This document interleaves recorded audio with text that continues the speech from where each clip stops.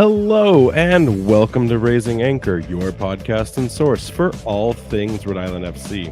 I'm your host, Matt Entrican, coming to you on this Thursday, March 27th. Rhode Island FC holds on to their first point of the season after a 2-2 draw that some fans think should have been all 3 points. We're going to talk about that. Let's get you ready for Loudoun United, which is the next team up, a team that RIFC couldn't quite figure out last season. We're going to figure out why things might be different this time around and get you squared away for all of the remaining action on this away leg. And to do all of that and so much more is the one and only co-host with the most, Jason Carey. Jason, how is it going, my friend? Doing great. Unlike maybe the men's national team of getting out of the group stage next year, everything's going good over here, I mean, hashtag not a U.S. men's national team podcast, but is this a sign of bad things to come? Like, as faith lost in Pochettino now? Like, are we at all-time levels of Tottenham Spurs? I mean, that is a pretty good correlation there, but it's not his fault. It's just his team. Donovan put out a tweet there that I kind of really subscribe to. You watch this team and there's no real leader out there in a sense. The team doesn't feel like it has a heart. There's definitely talent there. It feels like they were, all we have to do is go play for a European club, and that means we're good, right? And we made it. It's like they only read step one of Jurgen Klinsmann's plan to make the U.S. better at soccer and forgot what the rest of those steps were going to be. But hey, listen, that's a podcast for another time. Maybe we'll have to think about what our involvement will be in the World Cup when it comes time, because for what I've been told, USL, MLS, all of them will be shut down for that period of time. So we'll be out of work, unpaid volunteer work for a period. Keep track of Jose Quazera's meteoric rise. We're going to talk about that tonight. Definitely one of the bright kind of highlights of last week. Kind of getting through the quick news. Just want to remind people there is that job fair tomorrow, or if you're listening the day after, it's going to be on Friday, March 28th. 2 sessions from 1 to 3 p.m. and then session 2 from 4 to 7 p.m.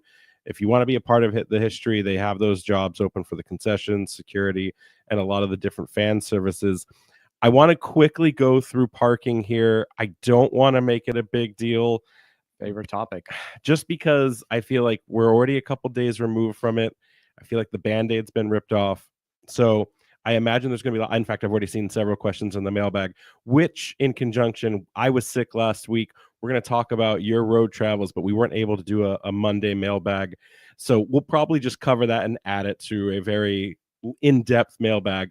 But I do want to touch on just overall satisfaction. You've been kind of keeping your eyes on this as it all developed. Is this the best that we could have done for a year 2, but technically a year 1? Should we have expected more, or is this right on par? Or does this meet all expectations? I've heard it from both camps. What are your off the cuff thoughts on unnoted and unscripted here? I mean, when I first saw it, I thought, oh wow, it's a very detailed plan. Seems like they thought about a lot here. I'm willing to give them the benefit of the doubt for the first year. We're going to have to see how it goes. How many people are actually going to use public transportation, ride shares, things like that? How many people will be commuting, like using the commuter rail and then just walking down? They're going to have to take stock of that. But do you think they handled the parking link and purchase option well? Because there was a lot of panic at the disco on Tuesday morning as some people got the link, some people didn't. Some people got an email that was kind of confusing compared to an email they had received prior. We don't have these problems, but we have to speak to the community about it. I heard it on both sides. I think the most surprising thing was that the plan to purchase tickets came out before we ever heard back from the virtual town hall that was supposed to happen, or maybe even the FAQ in depth. I found at the bottom of the FAQ, there's only one lot as of right now, which is M7, the Apex lot. We hadn't yet confirmed. That was a big contention for people. Do I have to go there, or can I upgrade and pay for something closer? And then it just happens. And now, like, imagine you bought a lot and then you find out later that the lot next door is also going to be a tailgating lot. Like, I don't know. I am not here to bash on the club, but I feel like it caught a lot of people by surprise, and there was a lot of urgency that happened on a Tuesday morning for working professionals and the like. Yeah, it definitely could be better, but I don't know. I'm still kind of wait and see for some of this. It's the growing pains of starting a new club, right? I know it's our second year, but with a brand new stadium, downtown, limited parking, I think that it's like year one all over again in some sense. Agreed. Let's move on here and we'll touch it in the mailbag. Any questions you have, send us DMs. You can email off the submission form off the website, or just comment here and we'll scrape them through. We do have New Mexico United royalty in the chat right now with Kevin McCann. So I feel let's move around here on the notes. Let's talk about some news that developed just this recently with New Mexico United. Yeah, so New Mexico United announced that the club's final 2 home matches of the 2025 regular season have been rescheduled. So United's match against Oakland Roots SC, previously scheduled for Saturday, October 18th, will now be played on Sunday, October 19th at 3 p.m. Mountain Time. And then United's match against Rhode Island FC, which I know some people are considering going to, it's previously scheduled for a Saturday, October 25th. It's now going to be played on Friday, October 24th at 7 p.m. Mountain Time. So Saturday to Friday. I heard it had to do something with a New Mexico football team. They're trying to... Yeah, it's called New Mexico United. There's only one football team in New Mexico. Yeah, I was confused because that's the only football I know of, but so I don't know what they're talking about. So we've committed, but this changes the dimension of the structure, I should say, of how we get to go to this game. Do you think this is going to be a barrier? I've heard that a quite decent amount of fans want to go and see New Mexico United, potentially one of their last few seasons at Isotope, the environment they bring. Obviously, it's the last game of their season as well. So, having 10,000 plus fans in there, this game, I feel like could have table stakes on both sides going into the playoffs. Are we at a disadvantage first as a fan going in now on a Friday? And are we at any kind of disadvantage for the club having to go in on a Friday as well? Like, does that matter? Is this the last game of the regular season we want? Or is this what we deserve? I think now that it's on a Friday, you might limit some people where they have to take some sort of PTO or something to get out to the match. So that could hinder it, where maybe now you start to see people put it as a wait and see kind of thing. I still think like I'll figure it out. I want to go. Just maybe kind of have to change what our expectations of those plans look like. Take a few extra days of PTO in the mix. Yeah, we'll still be there. Totally intend to go. I'm having some voice technical difficulties here, but it's going to be exciting nevertheless. So I can't wait. I just hate that it's the last game of the season, but we're going to have some fun with it. Lots of different ideas being baked into the travel ideas. So let's quickly go through the rest of these quick hits. US Open Cup announces a partnership, specifically, I guess I should say, with US Soccer, that they are going to now partner with CBS and Paramount in a deal to cover the remainder of the US Open Cup, starting in round 3, where we come in through its iteration to the completion of 2026. Obviously, this is exciting news. When I first read it, I was a bit skeptical because the first thing I noticed was that they're moving away from the YouTube kind of open source. Remember, like, YouTube channel is, I think, new for this year, but every year you could find a stream on US Soccer's webpage so you could still get the game. That's going to be moved away. We're going to get better broadcast packages. We're not going to get the guy or gal holding their cell phone sitting in like the midline and just trying to kind of record back and forth. We're going to get analysis. We're going to get commentators, better broadcast packages altogether. But this is also going to put itself behind a quasi paywall. A fan online challenged when I said, is this good for the growth of the sport in terms of attendance, and especially in the lower leagues, bringing people in? And someone's like, well, you should already have Paramount Plus because you're watching the Champions League. So like, this shouldn't be a barrier for most soccer fans. And I think that's right. But I think also when you get, the high schoolers who don't have it, who are watching their friends who just went up in like a USL2 division team that advanced their group, or you see, like that amateur team that's made it, like, Like is Farlito, do they have a Paramount Plus account at their burrito shop? That's what I need to know. I would hope so. I kind of see what you're saying there, but I would argue against that in a sense of, you say high school kid who doesn't have the funds. Well, in high school, are they really watching USL unless they're the sickest? They better be. Unless they are the sickest of sickos. I don't think so. I think psychologically, you got to start them young, Jason. I think psychologically, as humans, if we see something as free, maybe sometimes we don't give it any, so we think it has no intrinsic value, right? Whereas like you put something outside, no one will take it if it's free. If you said you assign an arbitrary value to it, well, I want that. It has some sort of value to it.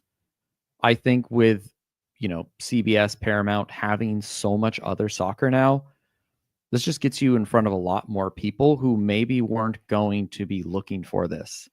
The more casual sports fans, like, hey, I know I have a lot of different sports options. What's on here? Like maybe I have it for Champions League.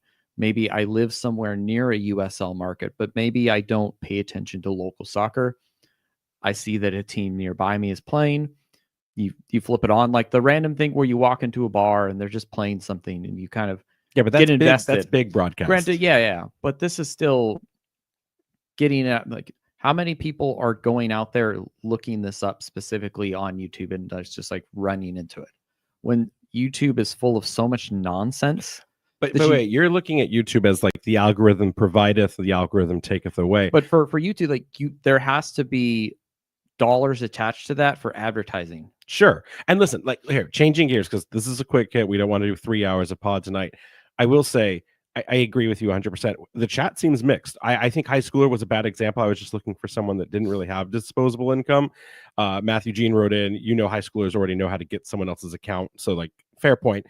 But what I'm going with is that it's clear that CBS is now tying their horse to US soccer and USL, right? MLS is behind their paywall until after 2030. So CBS realizing that if they're going to get into the domestic game, if they're going to get anything that they can catch, let's call it the falling knife of the World Cup, right? Like after that broadcast is done, they're hedging their bet that US soccer with the Open Cup and then USL is going to be that next step forward. I think this is great for the larger term project and the larger scale. And I think as we grow more fans, like this is like a, what do they call it? Like a non sequitur. Like it's not that big of an issue. I just hate that like we went from like they started the programming and it was free and now it's like, hey, it's not free.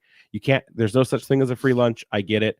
We got to move on, but I don't disagree with anything you're saying about the intrinsic value of soccer. They need to get that money, $1 million, right, for the prize tournament this year. We need that money. You and I need that money. Last thing on the news real fast, or no, not last thing. Sorry. 2 things left here.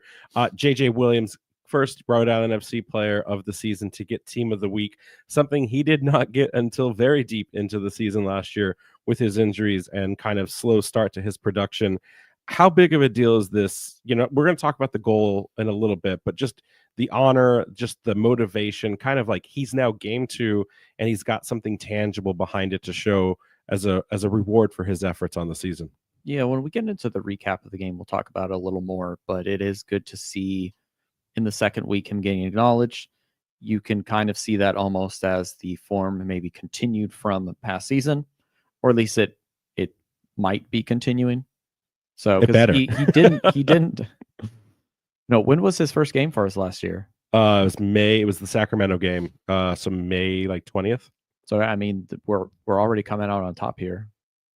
I mean, it depends on how much form he can remain in, because it did take a while to get online. If this is a carryover vestige of where he was at the end of the playoffs last year, I will take it. If this is him having to start from, let's not call it scratch, but something different, I'll still take that nevertheless. Kind of moving here into our last bit of news here. Jojea Quezera goes and gets his second goal in international play, World Cup qualifiers, and he does it against the team that he's already scored on against Lesotho. I can never say this team's name or country's name right. Lesotho. What are we thinking about that? How do we feel about it? The Rwandan goat, the legend. I wonder who their actual like best player of all time is. when I look at their squad, I don't see a lot of familiar names. That being said, it's great to see him get, time with his international team. I think those experiences help build him as a player, as a character. Maybe it has me like slightly worried that we have to really enjoy our time with him because it could be fleeting. But that is kind of just a reality that we have to live with. So that being said, Rwanda now in their performances last week, they come with the draw, but they also take the loss in their match against Nigeria. That drops them into second place. They're tied across a couple different points. South Africa now kind of running away with the table with 13 to Rwanda's 8. That puts Rwanda in the second place positioning. They're still in the hunt for a World Cup qualifier. It's just going to be one of those things where it may come at the let's call it the sake of interconference play. By the way, one of the teams they could end up playing for knockout qualifying could be the U.S. men's national team. So what's going to happen is all of those wild cards are going to get randomly assigned to other leagues around the FIFA Federation, and the U.S. men's national team, because they're already in, will be playing against some random team. Georgia Quezera could have to defeat the U.S. men's national team to advance into the World Cup. It's a storyline you like. I mean, I would love to see it, but also at that point, it's kind of like we're all in on the U.S. So I don't know if we can afford that. Are you ready to get into this game? You ready to get into this recap? Yeah, let's do it. So first and foremost, for the fans that have been paying attention, Jason went to Phoenix last week. He was boots on the ground. I will publicly just call you out on something. I've been waiting to do it. I did ask while you were there if you could grab some photos of the game and some quick video I have shoots. those. I just never gave them to you. Perfect. This is why we do podcasting and social media together. Like, I was just waiting for him, and I was like, you know what? He's just probably having a good time with his family. Didn't want to get in the way of that. Was looking for that content. Glad to know I can rely on you when it counts. But other than that, how was your trip in Phoenix? It was fun. Got to go out to another UL stadium, check it out. Met up with some of the fans. Yeah, here we go. I saw Phoenix Chuck.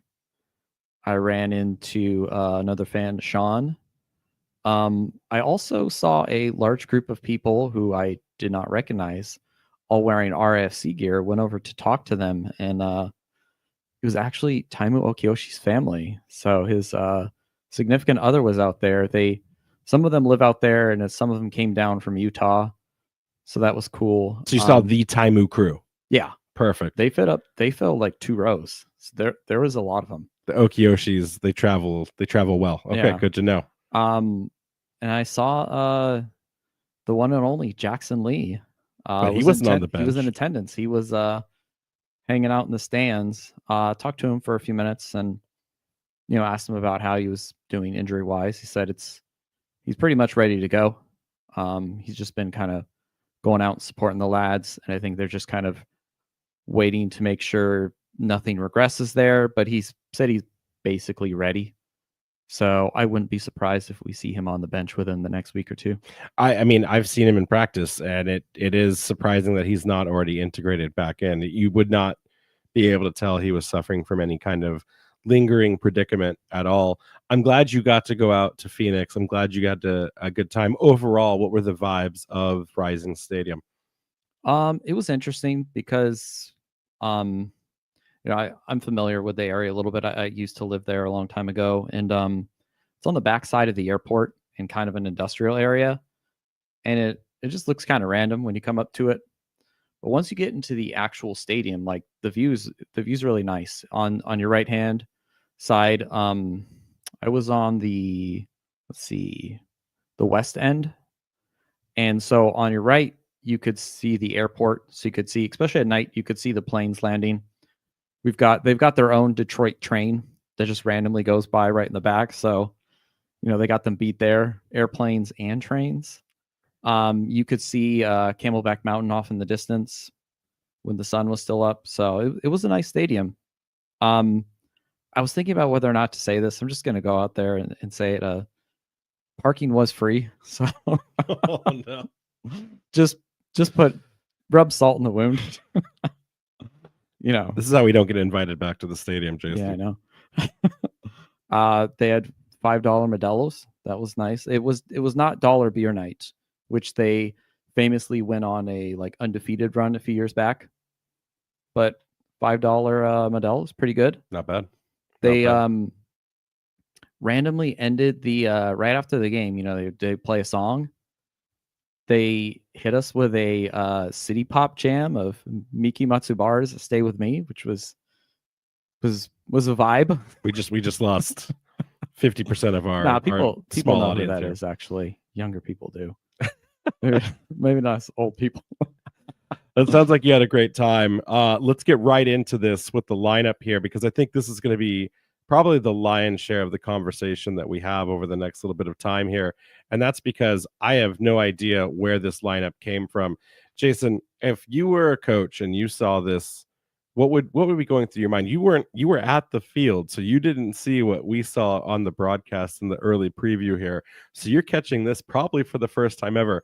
I'm going to give you 5 seconds to catch as many errors as you can. Oh, the screen is so tiny. I need the bigger version. I mean, I'll just go throw it out there. I know that like FOTMob lists Taimu as a striker. Oh, you're blind as a bat, aren't you?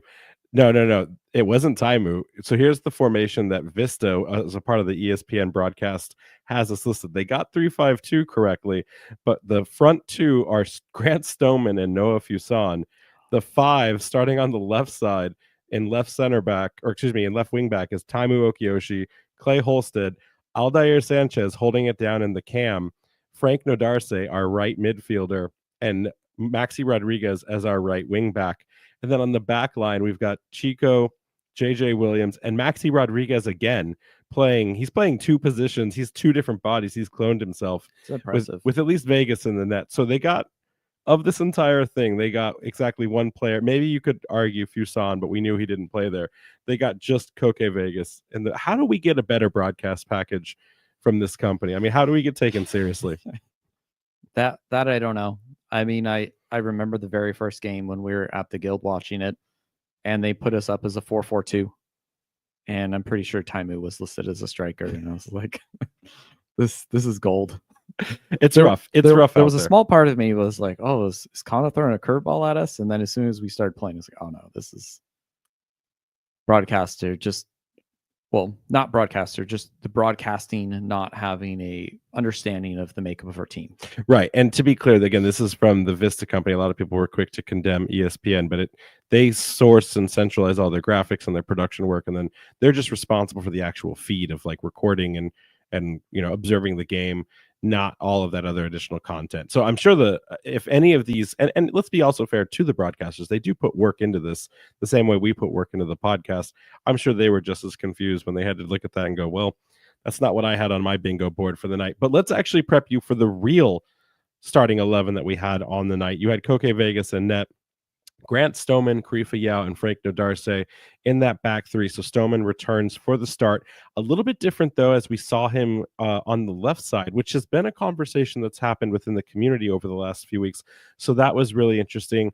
In that midfield 5, you had Aldair Sanchez on the left wing back, Taimu Okiyoshi, Maxi Rodriguez, and Clay Holstead in the center, Noah Fuson out wide in the right wing back spot. And up front, you had JJ Williams and Chico as your striker pair. On the bench for the night, you had Mark Ibarra, Zach Harivo, Joe Brito, Amos Shapiro-Thompson, Cole Dewhurst making his first travel, Kevin Vang, and Will Meyer all in the group. Listen, I think this is a win. It was the first time, probably the last time of the season, we got the wrong Wednesday that I'm not posting, but this was what we predicted on last week's show. So we're batting 50% here. I think we can call it and just say like we shouldn't, when you're up, when it comes to you don't let the house win. So I think we should just call it for the season right there. Stop the count. No more predictions. We nailed it. But I felt a lot better about seeing this lineup come out. Especially compared to last week. And I think it showed in our overall performance, as we got more information about last week's, the previous week's, lineup. We realized there was kind of some issues here, but it's good to feel good about a starting back 3 who are kind of all supposed to be there. We got to see Clay move up into the midfield and, do what Clay does best. maybe there's like a performance or here or two there where we'll get into it. Maybe didn't live up to the expectations, but I think overall that was a much stronger performance than previous week. Yeah, so let's get into the stats and the overall performance of this 2-2 draw. RIFC gets its goals from JJ Williams early in the game in just the 6th minute, and then an own goal credited. We thought Frank Nodarse got the tap in, but the goal was credited to Pape Boy on the goal there, while Phoenix finds its way onto the scoring sheet with 2 of its own. I don't know what you want to call Damian Rivera's goal. It feels like it deserves some accolade to it, but at the same time, I don't want to give him any. Yeah, anyone else would be. I mean, it will, and we'll get into it, and then Hope Avayevu, he puts in the second one there. Listen, the stats, or we're going to go over this, but Rhode Island now is unbeaten still in 14 games where they have led at the halftime. It was really important, I think, for this team to claw back that second goal in the dying minutes of the first half.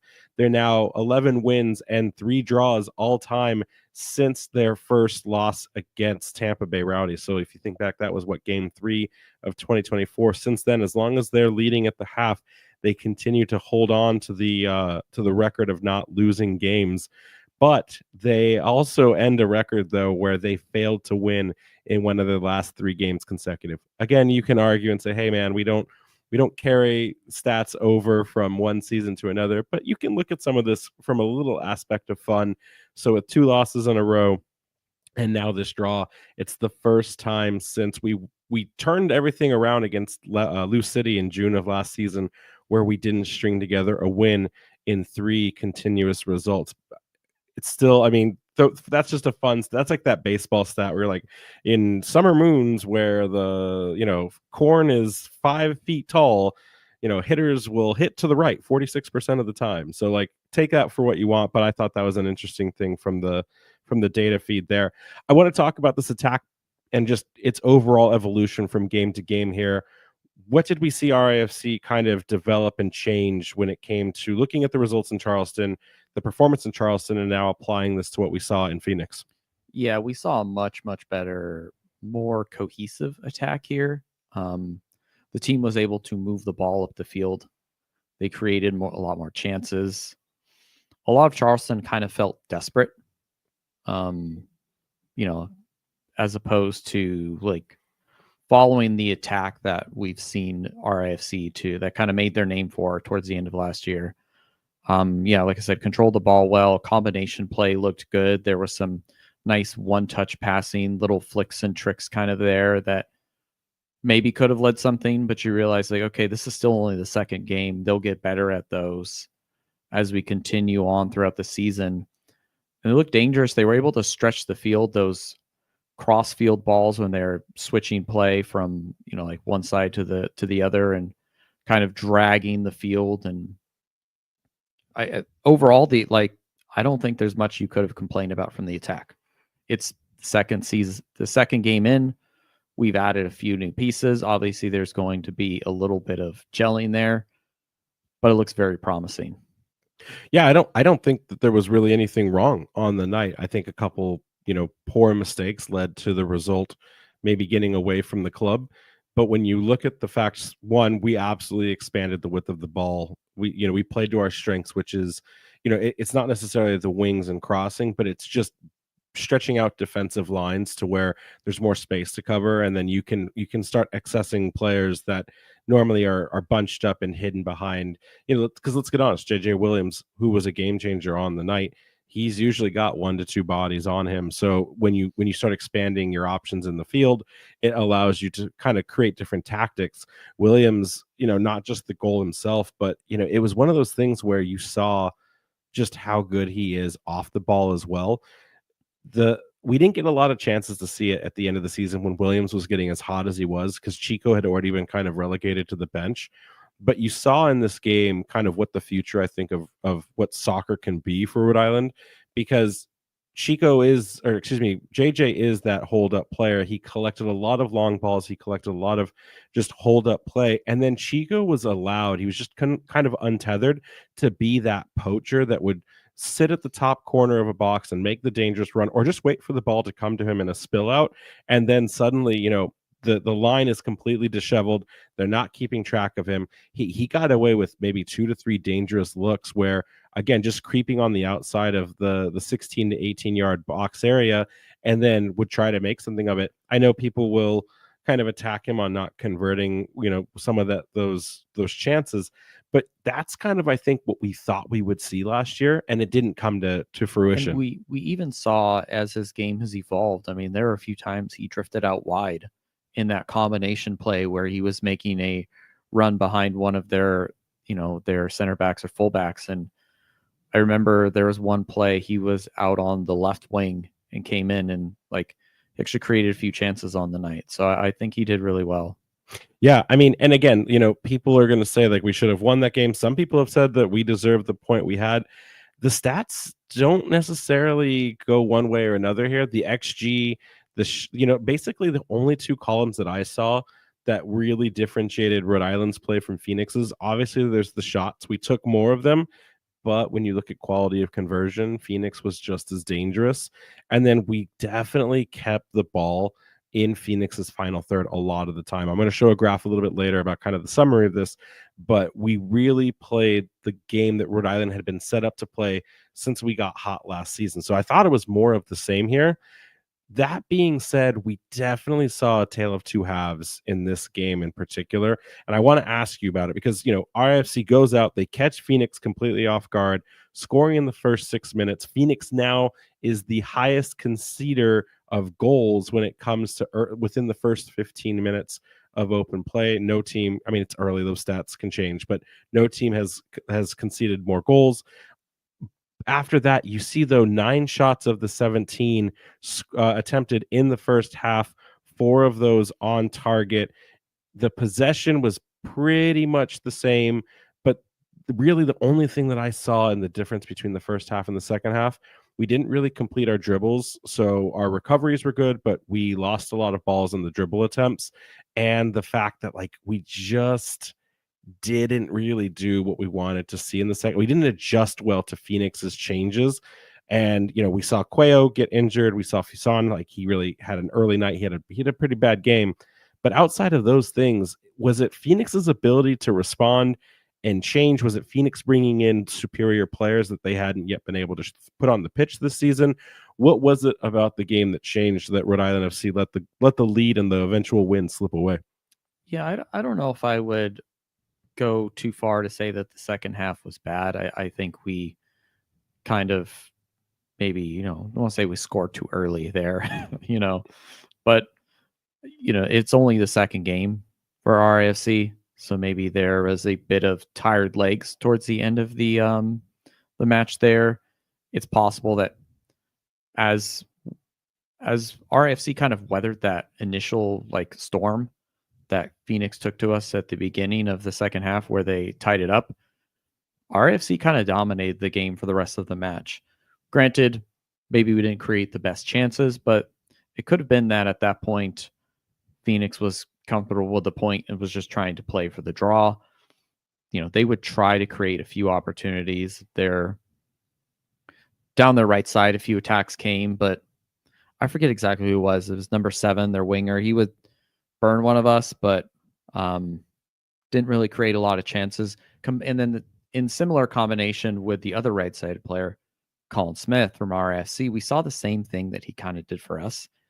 His speed is dangerous, but his final ball was really lacking. I remember one low cross he put in that just did not have enough pace on it, went to the top of the box, and by then everyone was able to adjust it. So I really don't think after that goal they scored, they were too dangerous. I think we just kind of maybe wore ourselves out a little bit. And then also we don't have a lot of injuries, but I think with, Fuson playing in the fullback, maybe we didn't have a quote unquote game changer. I know that Joe Brito has done that for us in the past, but I think it's still early on in the season. There's maybe a little bit of fitness there. That's not all to 100%. Yeah, I mean, and I I think you're right. The wings were definitely where most of the battle was fought on the night between Cuello and Fuson at first, and then of course Colin Smith and Aldair Sanchez. Those two players were going at it. The real quality piece to it though is that what I loved the most about Rhode Island was when the high press was engaged, when they were recovering the ball, higher up the midfield, almost into Phoenix's third. The you saw the team playing the plan that Kano had envisioned for it. But then at the same time, what I also noticed in this game, Koke Vegas and JJ Williams had the highest combination between any players inside the Rhode Island side or even on the Phoenix side. That's pretty unusual because when you think about combinations, it's usually always going to be a pairing of your defenders or a goalkeeper to a defender because you're just padding those stats. And so when I went and looked at it, I wanted to bring this up because I thought this was a really interesting component of it. Vegas connected directly to Williams 11 times, whether through free kicks, through just like the run of play. And that's not something we've, I think, seen as a dimension to Vegas. I remember last year we often talked like, oh, that's a Jackson Lee specialist thing, like get the ball up the field. And we always talked about Koke coming in to be this backline possession creator. This is going to be a huge thing for us in the future. I've got JJ Williams's audio here, which I'll play in a second, but it's really fascinating that JJ went on to say, hey, if it works, like don't fix what isn't broken, right? Do you remember seeing this kind of level of combination between our front line and especially Koke Vegas, but let's just call it our keepers last season? Because I don't remember this. There was a game or two where I know that we were trying to bypass the midfield, but I think that at those times it wasn't always as effective. I think JJ did really well to control, trap, and kind of, redistribute the ball in this game. I do remember in the past, though, like we did try this. It maybe didn't always come off. But if we can continue this tactic, I mean, it's a great thing to have in our locker. Combine that with the option to play short. Yeah, and here's JJ on some of the opinions from the game here. Speaking of, for the strikers on this next game, Loudoun is a team that compatibility. Maxi to Chico to you for that first goal. Walk us through what was that like? Did you see that coming and kind of unfolding right in front of your eyes? Yeah, it's one of those things where you're trying to learn everybody's tendencies and what they like to do, how they like to receive the ball, or how you need to play them the ball. And it's one of those things that just kind of happen. And I think the quality of the players kind of showed there. It's not something we really worked on necessarily, but that movement, interchanging, and then seeing in training the week prior, just seeing some of the things that we had come into fruition in the game was really good. One of the most interesting stats of the game was Koke's long balls to you. It was one of the highest average connection rates you guys shared last season or this season so far. I don't know if you knew that. Is the long ball been a part of the technique now that you're kind of getting that traction under your wings? I think it's just one of those things that with my profile, I feel like very comfortable with. I think it should be that's always something that we have in the bag as a team.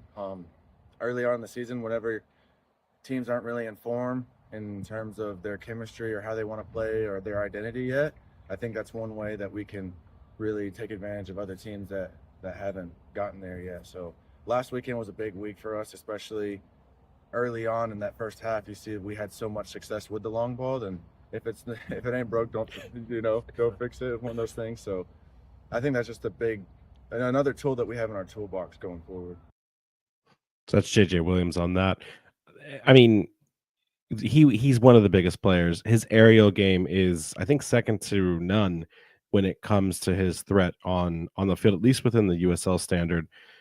Is this something where it's good to have as a backup, a plan B, or do you think that if we continue to see the success, will this change the literal tactical structure of how this team plays? A little bit of column A, a little column B. I think it really depends on the opponent who we're playing against. If teams are really pressing our back line, we have that option to just, circumvent them, just go over the top of them. I think it can be to try and keep it so that we're not so predictable, right? We can kind of do either or. And then depending on how the game is flowing, maybe if it's just not working for the night, just, get back to moving it out from the back. And similar the other way around. Maybe if moving out from the back is not working, let's just try route one football. I mean, that's exactly what it is. This is what Kano had to say on the kind of recovery of the game and his overall thoughts from it at practice earlier today. We defended better. I felt certainly by the end of it was a winnable game for us. So we need to clean up defensively still, but it was certainly an improvement attacking wise from the first game. So the grand scheme of things, a point on the road, long trip against a good team is never a bad thing. Coach, that game seemed like a tale of two different halves. You came out strong in the first half. Phoenix seemed to kind of get into their groove and claw back. What did you see as a performance improvement between Charleston and then Phoenix? We just created more. I think we played the ball faster and quicker. Ultimately, we want to possession. We want to have possession. And have a lot of the ball. Needs to be a reason behind it. That needs to create chances to score. So I thought we have more box entries, more final third entries. Natural. They had momentum. They were chasing the game, but for being critical, I still think we could have done a lot better on both the goals we conceded. Speaking of the new pieces, Maxi Rodriguez, a lot more influence in this last game, more touches, more passes. Was that just something different that you practiced on last week, or was that the addition of J.J. Williams starting in that game? I think it's maybe a combination of things. J.J. certainly maybe impacted that. But J.J. and Albert played together. It's one of the few times, just based off the circumstances, this preseason that they have played together. JJ was ill, injured, so yeah, I just think it's a combination of factors. But Maxi's intelligent. He'll find his way. He'll find his way to make an impact in the team. Sometimes, just as you saw with our team last year, things just take time. Noah Fuson had a tough night. Right wing back is a position he's played multiple spots for you. Is that something we expect to see more of, or are you going to be looking to bring him more into the game as the season progresses? My opinion, players are versatile. I think so many of them could play so many different positions. So ultimately, it's positions for me. It's just how you start the game. The game's so fluid, and the game's moving all the time. So Noah's as versatile as anybody, and he can play anywhere and can be as impactful in multiple positions. Playing at wing back last year, arguably was his most impactful in the game against Charleston. Scored a really important goal. So yeah, I think you can see more from there, but he can play center as a 10, he can play as a 9. So I think that's credit to his skill set. And then points on the road are always hard to earn. Are you satisfied with taking the one, or do you feel like you should have had all 3 on the night? I'm content, but obviously anytime you don't win, I'm always disappointed. So that's for me. That's my personal issue. I always think we could do better. They always think they could do better. So yeah, I think ultimately your point is probably fair. There's always ways we can improve and get better, but overall being in the lead and leading twice, we won't be able to close out those games. It's not for an additional week, but Oakland Roots had one of the largest attendances in USL history and in soccer in North America last weekend, 26,000 plus. You'll be playing in the Coliseum the week following. Do you think those same numbers will be there, and are you excited to see a crowd of that magnitude in front of your guys? I hope so. I would love to play in front of that much people. I think it was obviously a really cool experience for San Antonio, and to play in that stadium that has so much history in another sport, I think would be really cool. So I think once we get there and we do our pre-match, just walk around on the pitch, it'll be certainly nice to take that in. But once the whistle blows, that will be in the background. So those were Coach Cano's thoughts overall. Anything jump out that you haven't already thought or heard from the man himself? I was surprised to see him. I mean, I guess he admitted that he still wanted to win, but feeling content with the draw, because I do feel like we haven't got there yet specifically, but some of the kind of defensive mistakes feel a bit avoidable in terms of, like, I don't want to say we should have won that game, but felt like it was within reach. I don't know if I would say he felt content. I think he's happier with 1 point versus 0. Yeah. So I mean, he's a player. He wants to win. So I understand he's just trying to probably also navigate 5 or 6 cameras in front of him and making sure he doesn't lose his cool. Because when the cameras go off, gotta be diplomatic there. Right. So. Trust me, he's had lots of press training. I can speak from firsthand on that. So let's get into then just some quick storylines here. I want to start with Aldair Sanchez. we covered him last week on like, is he someone that we expected to see as a starter? Was he going to be a depth piece? I think this last week now he has beyond demonstrated his capabilities. If this game had ended in a 0-0, he would have been man of the match because defenders deserve it when it gets to that point. His numbers were incredibly impressive. 88.4% success rate on his passing.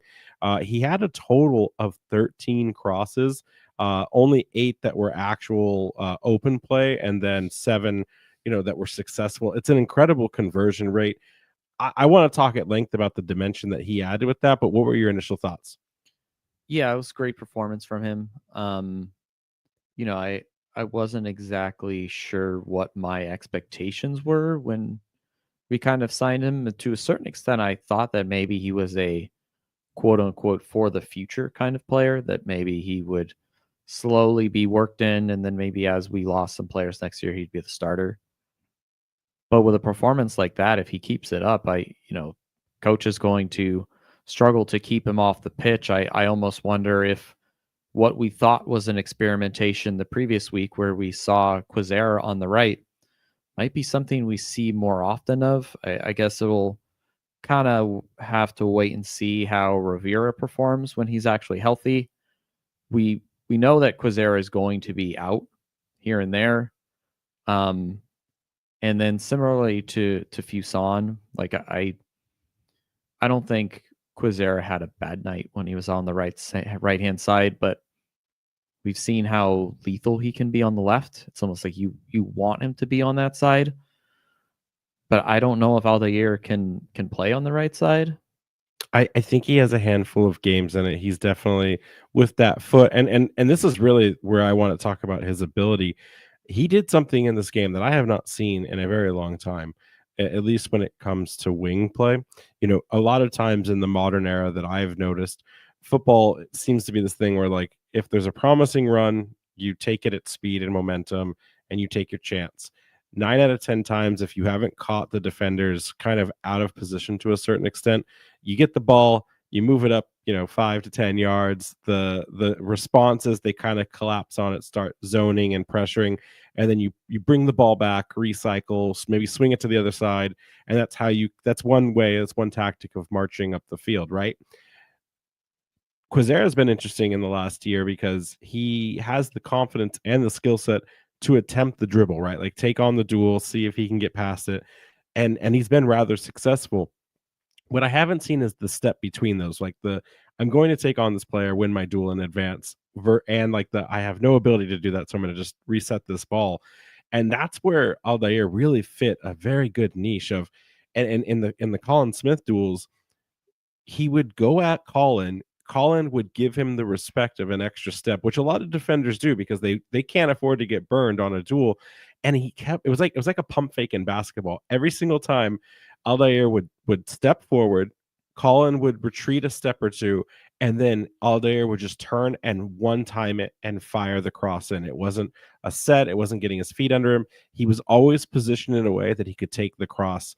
And I haven't seen that. Like that, I didn't see it in Sanchez's game, by the way. When I watched his tapes in Sacramento, if you were to ask me, like, where could we improve in the season, crosses were something last year. We thought we'd see more of them with Chico's abilities, with JJ's height. I always thought we'd see more cross Harivo coming in. I thought we would see more of that.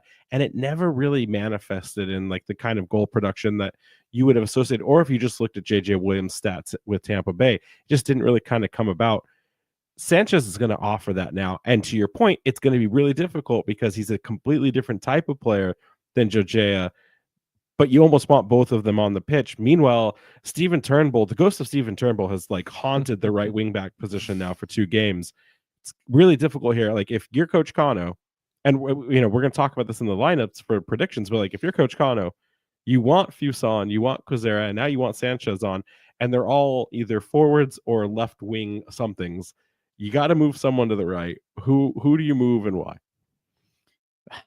That is a good question. I almost wonder if you have to do some sort of tactical switch in the way that you kind of attack, because I mean, maybe it was just an off night for Fuson, right? But his crossing wasn't particularly great.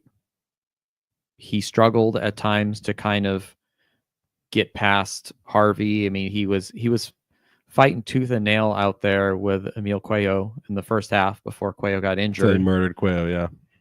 And it just kind of felt like because right, as a right-sided player, the way that you're going to play on that right-hand side, well, for him to shoot, he has to like kind of cut in. It's more natural for him to play left the way he plays, right? Because he wants to kind of lean inside because it's more of like the style of a winger. Right. And we saw how dangerous he was at the top left corner of the box. He's a hardworking player, obviously, but on that right side, the way that your body's oriented, the way he's going to whip crosses in, maybe that's just not a strong suit of him.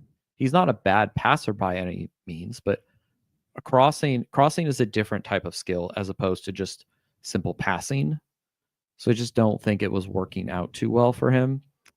Let's talk about Fuson. Did he have a bad night? And do you think, well, obviously he had a bad night. That's a silly question, but do you think this is something that will continue, or do you think this is a one-off and we don't need to beat our chests about it? I think it's just a one-off. I kind of, went back and looked. I know it's just player ratings, but it's at least a decent indicator of how well they performed. And he's very consistently highly rated. There's just a few one-offs.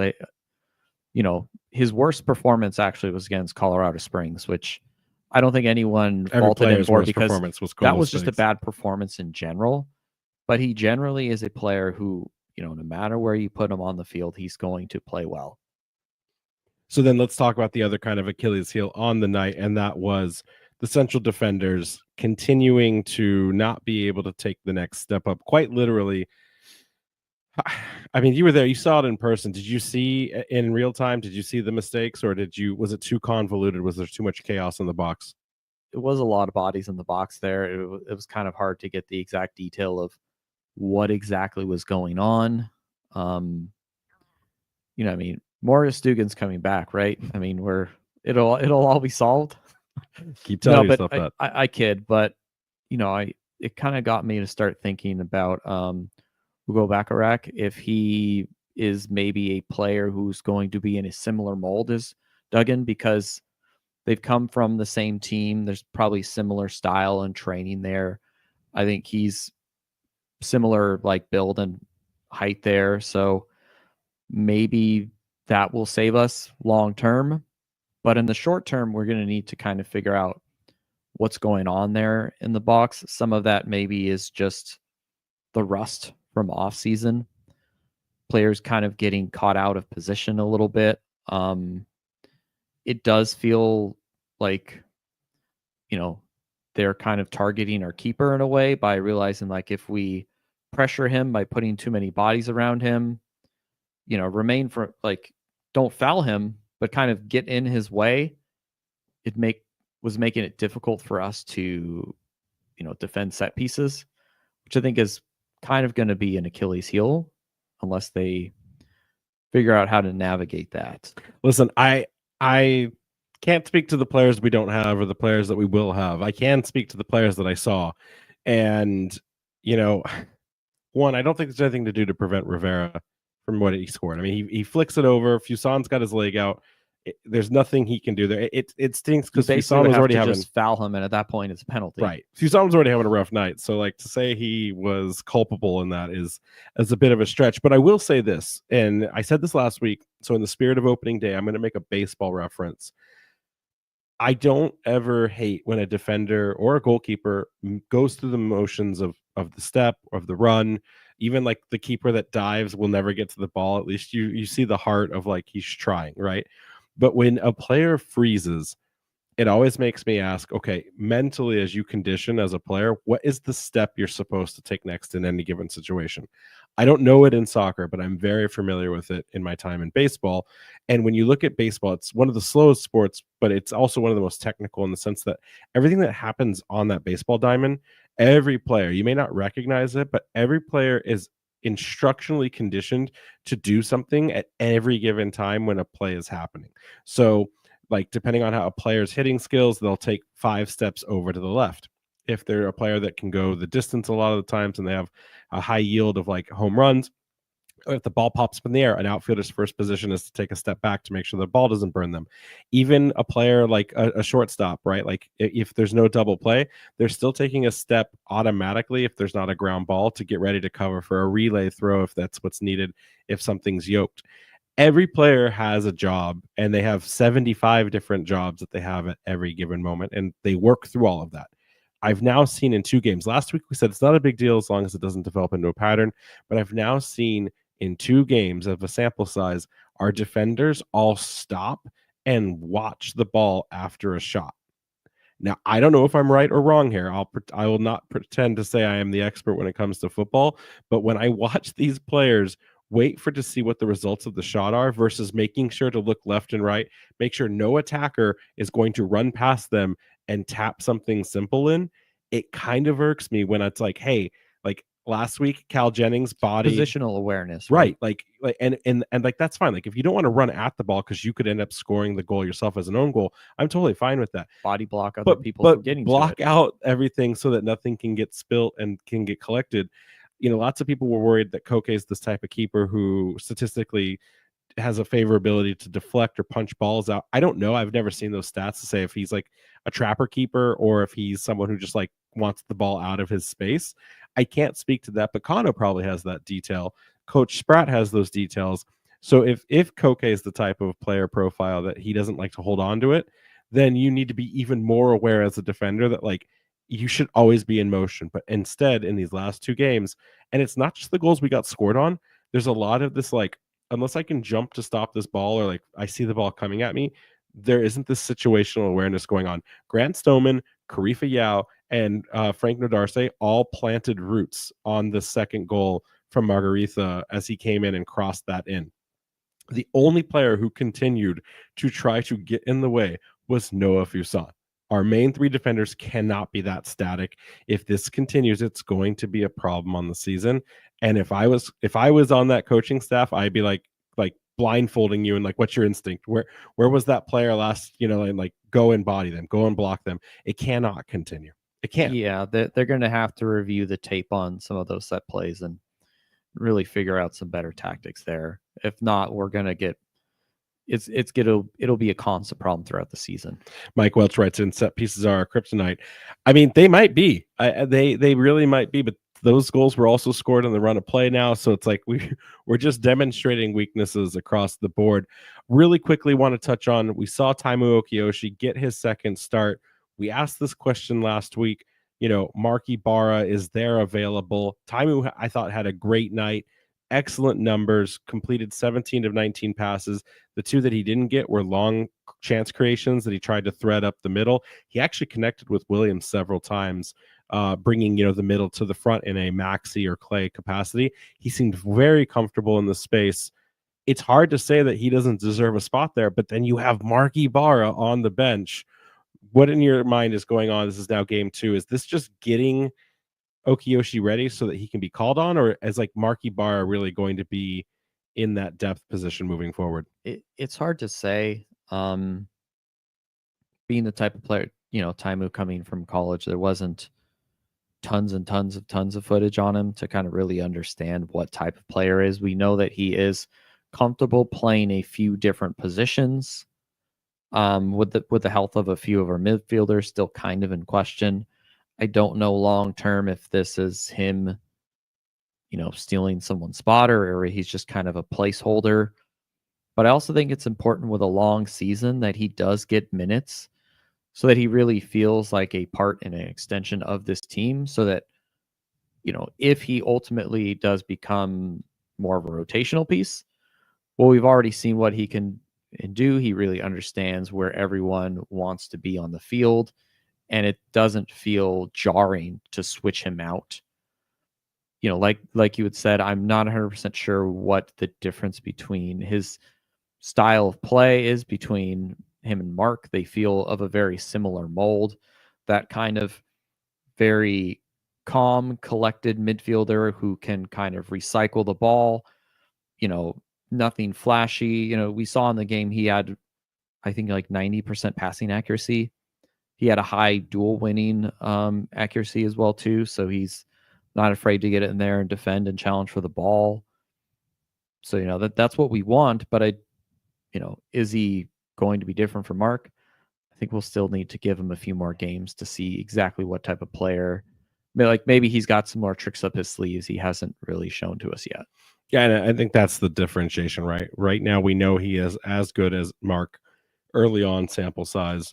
We know Mark has the veterancy, has the knowledge of the league. So what is it? Is it acclimating Taimu, or is there something to Taimu's game that we haven't yet seen that coach knows about?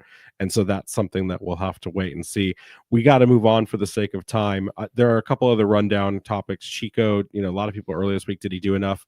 He absolutely we touched upon that earlier, kind of. You look at his stats. He got an assist. He created chances. He worked hard. He was threatening their back line. When we really dig into this, the defense kind of let us down here. You're not going to score 4 or 5 goals every single game. We got 2 on the road against a young, tough, strong squad, and Pamuduka, I think, is potentially an up and coming coach. So maybe in some way we played them at the right time. So let me ask, did we deserve 3 points, or did we deserve the 1, or did we deserve 0? I think that to a certain extent, I'm happy with the draw. I kind of felt like that match was there for the taking, though. I think that with a little bit stronger defending in the back, we probably could have got away with a 2-1 victory there, but I'll take it. Matt Jean writes in, his name is Albert till he scores. I actually have that in the notes, but we will hear no Chico slander on tonight's episode. I agree with you. I think that these points were ours to be had. And, when mistakes are what lead to goals, it never feels good, right? Because then you start telling yourself the false narrative of yeah, that was our game. We just lost it when we lost it, versus when a team just systemically, beats you because they have superior play, superior tactics. This definitely felt like something we could have had. I think for me, the bigger concern and the thing I want to watch over the next 4 games, especially on the road, we saw this work. I'm going to pull this up as a quick slide, and then we got to move on. But we played one of our best games when it came to where we possessed the ball, right? Like you had talked earlier, the possession was pretty even keel, but this is textbook Rhode Island FC. Control the middle. FC is returned. Control middle, and then take at least a slight advantage in the opponent's final third, and then keep the game up there as much as possible. And that's exactly what we saw in this. This is textbook RIFC. The problem is this is the same team. It's not the same tactics, but it's a masterclass in it. Coach is trying to evolve the game, but also build on what he already has. We see Coach Pamuduka make the change. We see him adjust the team. Phoenix gets back into the groove, gets into the game, and they're able to claw that goal back. And then we couldn't adjust again. So what I want to know is without the super subs of Isaac Anking, if Joe Brito's not having a good night, and the fact that we don't have a fourth forward-minded attacking player, we never replaced that Mark Doyle. If we're trailing the game or it's equal, will we have? Are we going to have the kind of ability to unlock something different and flip the game or flip the script on its head? Maybe that comes when Isaac gets returned to the squad. Maybe it's not. But that was the only surprise, that Coach came out so strong, and then it was Phoenix figured it out and then finally kind of caught up and then equalized all of our threats. I don't know if that was body clock, because the second half, like Tim had wrote, it was past everyone's bedtime. Hard to say, but I would like to see Coach make the adjustments and make sure that he stays dangerous. That's something to watch as a storyline as the season progresses. Yeah, I think as long as they learn from it, the defense starts to get better. We won't have to look back at that and think, oh, we really missed an opportunity there. Agreed. Let's get into this Loudoun preview. Yeah, so Rhode Island FC now sits in 10th with just a single point. It's a very familiar early table positioning compared to last season here. We've been here before, folks. Really tapping into that nostalgia, tugging at our heartstrings, reminding of us last season. Loudoun currently in 3rd. They've already played 4 games this season with wins against the Birmingham Legion, North Carolina, as well as advancing to the next round of the Open Cup against Westchester United. Not the one we're going to play. There's a different one. You have to pause. West. Yeah, there's Chester. there's a space in between there, so it's different. They've only dropped points against Louisville City, which honestly is understandable.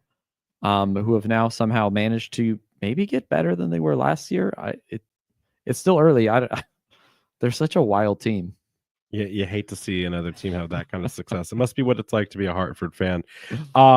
Listen, the fact that Loudoun's in third place is beyond wild to me. But again, this was a team last year. You know, I named this episode the Dark Pegasus Pod. They were a dark horse. Nobody could figure out Loudoun.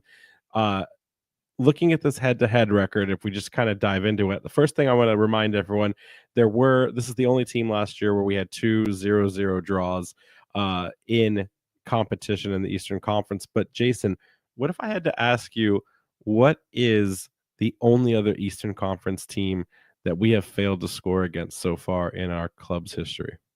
Oh, that's Mr. Bob Lilly. That's right. Bob Lillyball. We have not yet scored against the They're a tough Riverhounds. nut to crack. They are the next one ahead. Interesting enough, you could have also said, though, if you were to like be cheeky on this, we also struggle to win against Capelli sports teams. Like, we've scored against Colorado Spigs at one time, but Colorado and Loudoun, we just don't seem to be able to pull wins out against them. So the Capelli curse, we got Turnbull curse, we've got Capelli curse. Capelli Derby really gets to us. We need to channel our inner Highlander. There can only be one.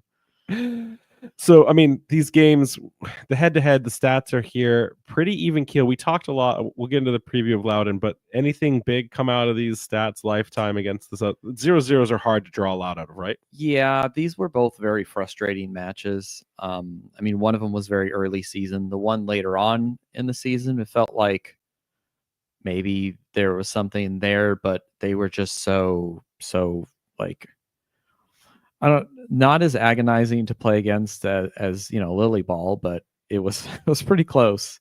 Many of us maybe question their kind of minimal off-season moves, thinking this team's a joke. They're gonna, I don't want to say joke, but they're not gonna do well. They barely signed anybody, maybe 1 or 2 players, and they let quite a few go, but they did keep a core group together. If you actually go through and look at a lot of their players, a lot of them have been there for 3-4 years. So in some weird way, maybe that actually kind of work out for them. And maybe it is finally clicking after, all these years. Yeah. I mean, the stat that jumps out to me is the XG. If you had told me that for 2 0-0 performances that Loudoun had a combined 2.68 XG against us, that feels very wrong. I know that there was the penalty that failed to get converted, but I didn't see a lot of the action that, shots on target. There's a total of 12 across both games.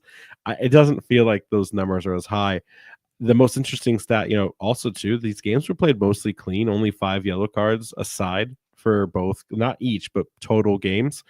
There was the penalty, but these games were just games. They didn't elicit big attacking celebrations of seeing our offenses thrive on either side. Defensively, I mean, yeah, they got clean sheets, but again, it just didn't feel like these were real games that were taken seriously. Like you said about Loudoun, they didn't have any flashy off-season signings. There were no big names. One of them was a return player that had come from Miami FC in I think it's Sordo. And then the other one was Ben Mines coming from India 11. Who spent time with RGV, Miami FC, and then Sordo most recently from Orange County. But both of those guys are Miami FC guys. They're not exactly a Maxi Rodriguez level of a signing where they made limited changes, and the changes they made weren't super splashy. They did lose a notable star on the offseason to Khalil El-Medkar, who was pretty dangerous against us last season. He's now playing with FC Tulsa. But this team, it continues to be so hard to qualify them, because you look at them, they finished 11th in the East last season. Their record was 11-9-14, so lots of losses. What's crazy to me is when I went and looked at the goals for and the goals against, they took 11th, but their goals against was better than half. I think it was a total of, in fact, I have the stats here. Their goals against they let in 39 goals last season.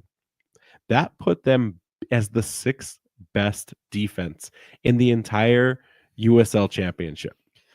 Like you said, they are an enigma. I remember throughout lots of last season, the USL show guys brought them up a few times. Like their stats were really good, and you're just kind of confused. Like, what is this team doing down here in 10th?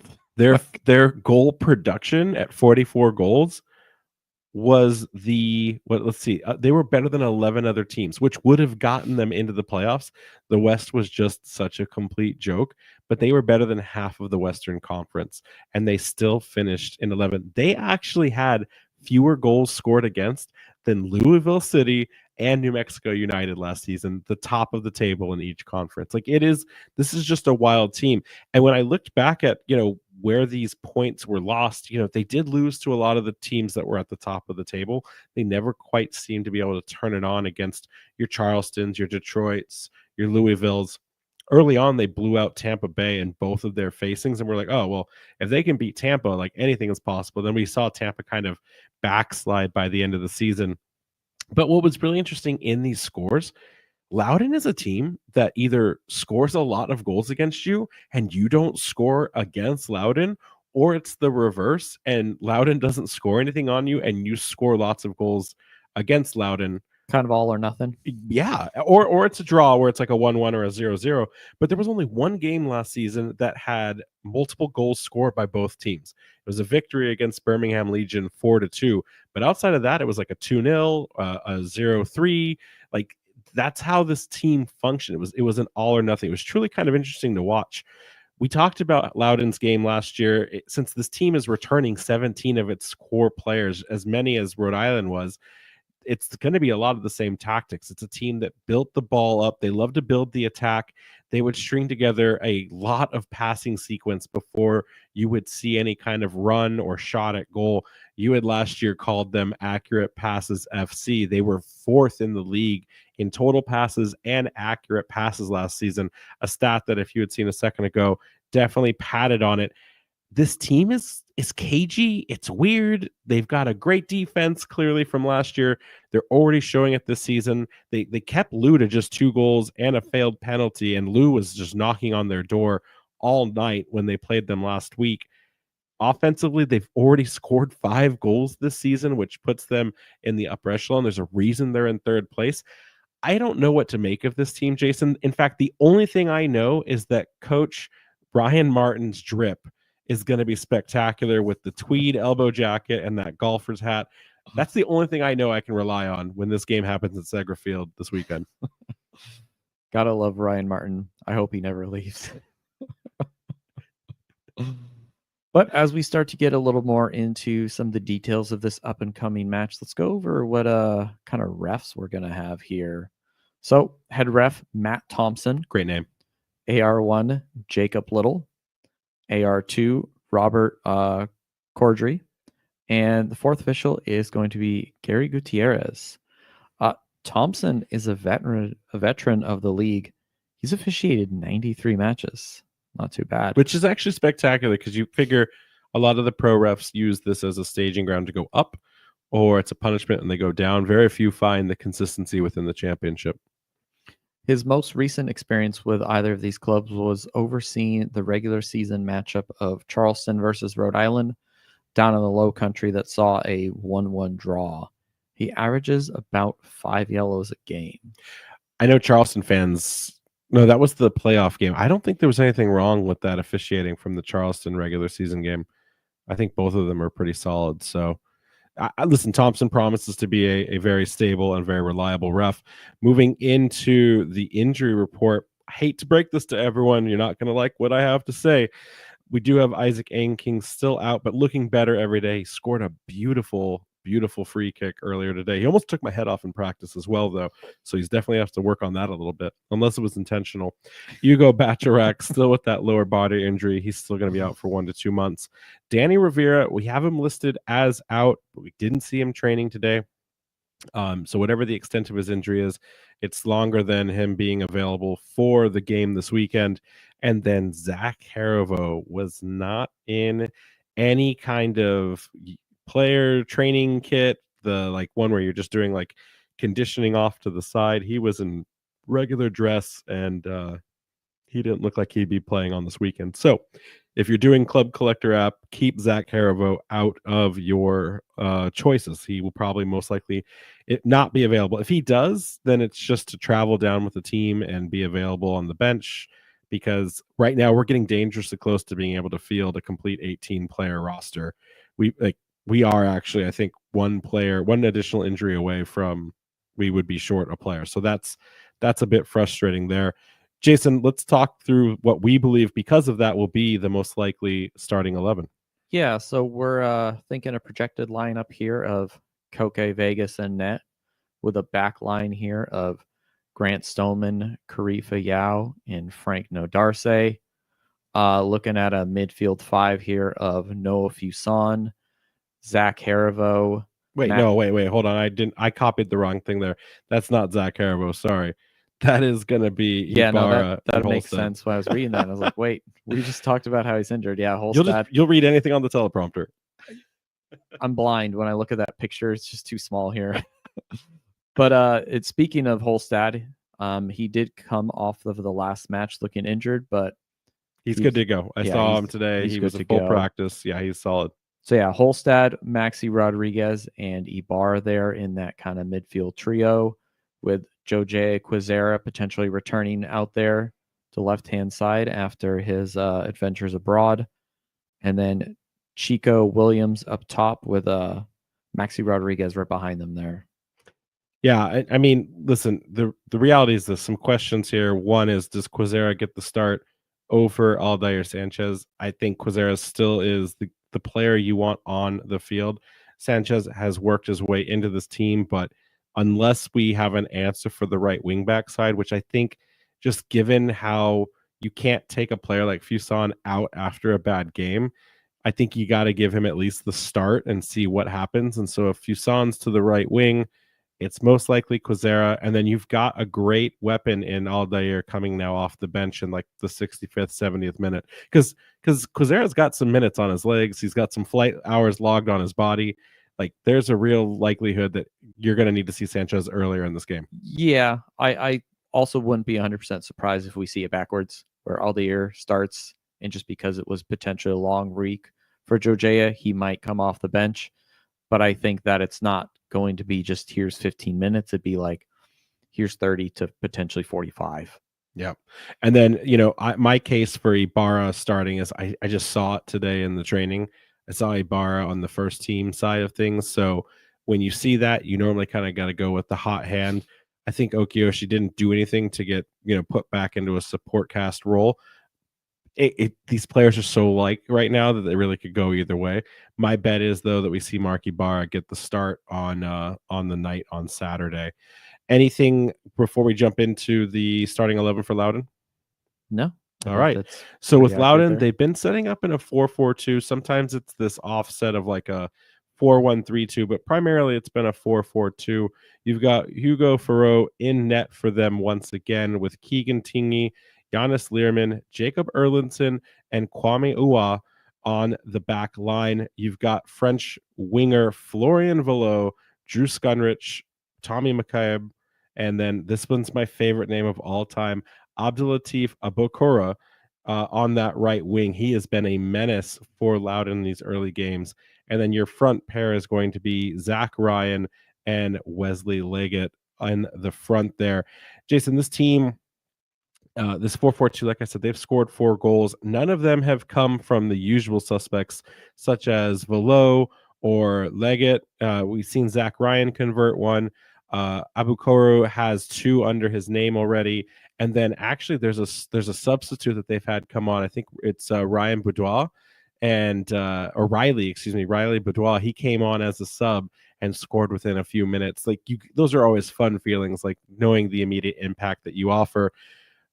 It's easy to go after the goal scorers, but who do you think are the players that we want to watch here this weekend from Loudoun side? Yeah, and then just to want to, before we jump into that, just a quick note about like their 4-4-2 is their quote unquote starting kind of position. But as I went back and watched their game against North Carolina, they're a bit flexible. At times it started to look like a 4-2-3-1, even a 4-5-1, which are both kind of very similar formations. But there are other times that they really did get back into that kind of 4-4-2. So look for some flexibility from them. But as we start to talk about the players out of that squad that you want to watch out for, we've talked about him both times we played against, but Florian Velo, incredible player.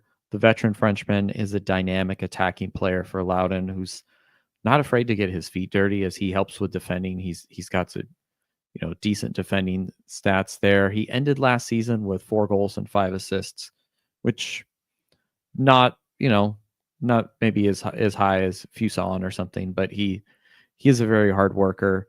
So far, though, he started this season, he's already got 2 assists, so he started very well. Maybe like a French wine starting to age well there. Which phase is Florian Velo in? Is he in the aerate phase? Has he been decantered? He's definitely in the decanter right now. He's in his 4th season in the USL Championship. Hasn't seemed to slow down, even though he's on the wrong side of 30. I expect a solid year from him. With that being said, I think, stopping him could stifle Loudoun's attack to a certain extent. We'll talk about some of these other players here, but a lot of the offense can at times run through him. Yeah, and then I've got a defender that I picked for mine, Jacob Erlandson. He wasn't a player that we really talked about much in either one of the appearances last year, but we absolutely should have had him in the conversation. Erlandson locked down the Loudoun United backline last season, playing over 2,600 minutes for the club in the 2024 campaign. Before Loudoun, Erlandson was actually a product of the Columbus Crew 2 system, where he played alongside former alumni Clay Holstead and Noah Fuson. So, when we look at the pedigree of what those 2 players were, and remember that this is a team, the Columbus Crew 2, where they won the MLS Next Pro, MLS Next Cup. This is a team of players that went on. A lot of players have been very successful across all the different leagues they landed in. He's a very comfortable defender. I watched some of his tape. He leads the league in a lot of different categories, being in the upper echelon of the top 95, or the top 5%, of the league in terms of touches, passes, fouls won, and recoveries. He's someone that does a lot of the basics really well, and then just positions his 6'1" frame, and he just does a really good job of making sure that when Loudoun has the ball, it's possession, but it's possession with intent to hold it. Like, they're not in a rush to just, like, where we would want to transition quickly and move the ball out. He would rather run you around like his own final third and make sure that he finds the right place to start moving the ball. He's a very comfortable player. Expect him to continue to be a monster on that back line. And then last but not least, Abdulatif Abukora, Loudoun's We Have Salah at home. The 20-year-old Egyptian has hit the ground running in his 4th season with Loudoun, already netting 2 goals and assists. We're not that far into the season. He initially actually came from DC United's under 16-17 before making his way to Loudoun. He picked up 5 goals and assists, 1 assist from 28 matches last year. I kind of don't remember him being, I think he was more of a kind of rotational bench player. Medcar was probably taking a lot of the minutes in that right side. Yeah, he's primarily a left winger. Left side, excuse me. Yeah. But, with that being said, he could kind of give our right side defense there a bit of a headache if he continues that early season form. Something we saw Noah struggle with on the game too, especially if he is picked as the right wing back. That should be a good duel, and seeing how he kind of gets back into the swing of things.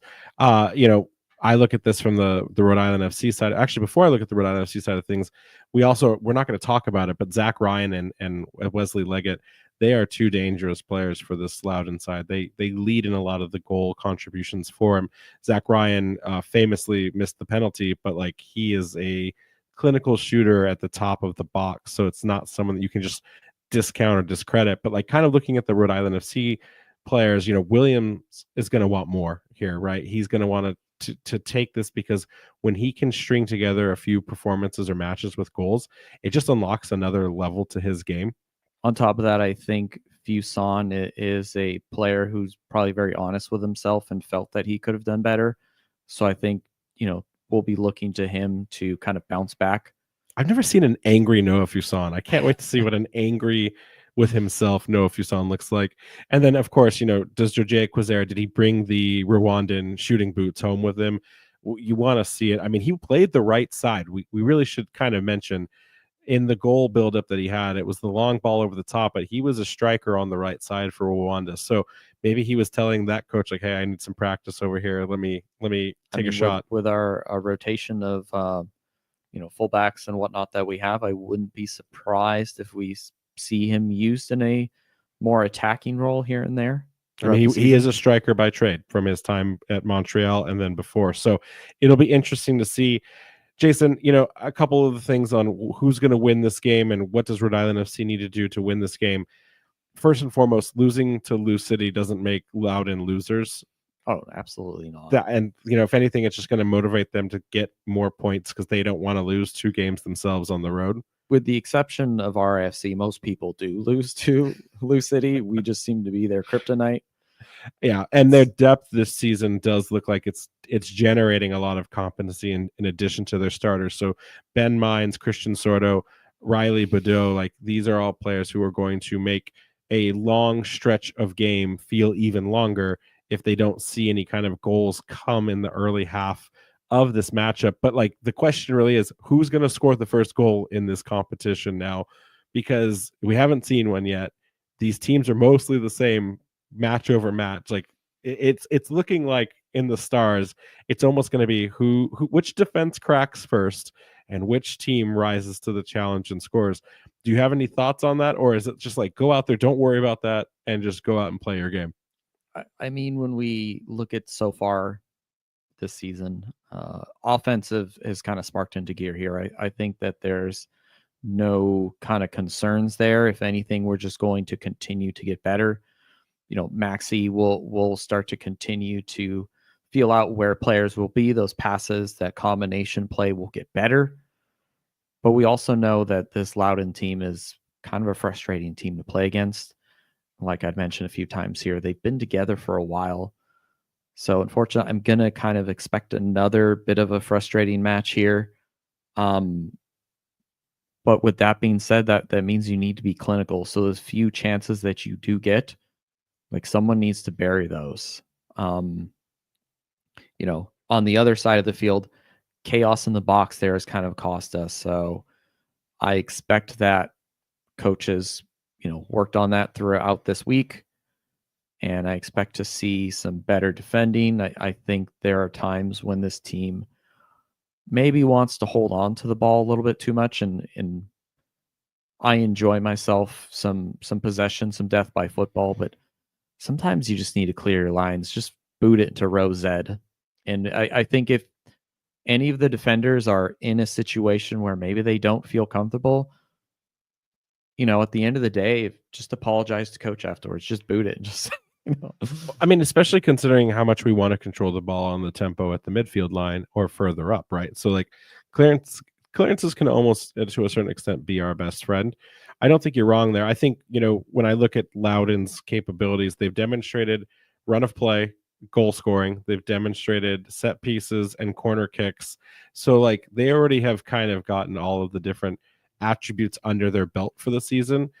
Right now with the defense, let's call it mistake prone. This is not the game to get capitalized on it. Like this isn't the place to drop those points.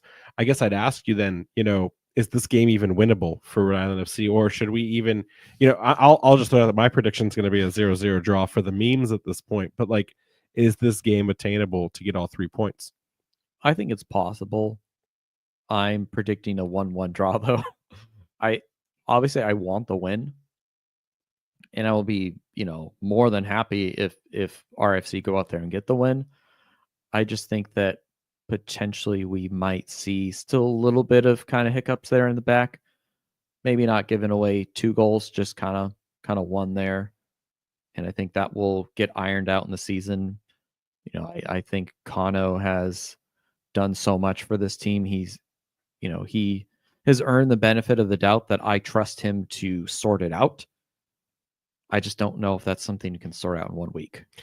Do you see him chopping and changing the starting 11? Like I have Marky Barra back in the rotation, but if he's looking for answers on the defensive side, there's not a lot of options outside of the wing backs. Do you see him doing any major changes or retooling, or is this like let them ride a few games and see what happens? Not necessarily. I did notice a few things to just jump back to the Phoenix game for a few seconds. Like, I watched the back line a lot, and while this is nothing, new that they would switch from like a 5 to a 3, but there are actually quite a few times where they lined up in a 4-back line, which Because you're counting Koke Vegas moving up. No, as a center no. back. So all the year, there were times when he wasn't pressing up, and that they would there were times when it was a 3-back, times when it was 4, times when it was 5. So depending on how the game flows, what kind of points of weakness that maybe we have in our back line, I wouldn't be surprised to see something similar where those players will kind of on the fly rotate how far they move up the field. And as a reminder, people don't need to get worried just yet if points don't come our way. There's a lot of games left in the season. It's always fun to see some of the more quickly to speak out about the club panic when results don't fall our way. So, just remember, we've got a long away leg here, and then we've got an even longer season ahead. In those predictions, you've already heard our draw estimates, 1-1 and 0-0. The Hillside believes that this will be a 2-1 win, but he also promised that there would be 10 points grabbed in this away series. So, take that with a grain of salt. To it. That's true. All of the different sports betting apps and everything have this rated as a 39% win chance for Loudoun United, a 53% win chance for Rhode Island FC, and only an 8% estimate that it will be a tie. I think it's like plus 220 on the draw line right now. So if you're in a state that allows you to do sports betting and you're into that kind of thing, this may be the surest money I've ever heard of, because it's going to be some kind of draw. And if it's not, then you can't quote me or hold me. I'm not a financial advisor. These are all my own takes. But it's going to be an exciting game. I'm super pumped about everything that's going on. We will see next this Saturday. I don't know why I said next, but Rhode Island FC will head to Sagra Field to take on Loudoun United. It's going to be at 4 p.m. And of course, you can watch the game on ESPN Plus or 790 The Score if you want to just listen along. I highly recommend. Last weekend I was not feeling well, so I stayed home, and so I watched the feed on ESPN Plus and then used my smart device. I don't want to say it so it doesn't go off right now, but asked it to play 790 The Score. So I got Tom Quinlan and Nick on the air on my speaker while I was watching the game. I had a little timing, slight delay there. Yeah, because the game I think was like 5 or 6 seconds ahead, but definitely a go-to option. It's a lot more fun when you have, commentators and broadcasters that actually know the club and can speak well to it. So that's always an exciting piece to it. Jason, any final thoughts before we wrap things up? No, looking forward to this frustrating draw. Hope I'm wrong though. It's gonna be an exciting night at the Guild. That's where Defiance is gonna be. That's where we're gonna be. It'll either be the best time or the most boring time, but hopefully be the best worst time. But hey, we'll be with friends, so always a great time. So hey, everyone, make sure to check out our friends over at the Blazing Musket for all of your New England soccer coverage, and that's including RIFC at theblazingmusket.com. You can follow us on Twitter, Threads, TikTok, and Blue Sky at RIFC Podcast. Our Instagram's at Raising Anchor. And we got that website, raisinganchorpodcast.com. Anchor's up, buddy. Anchor's up. We'll catch you guys all next time.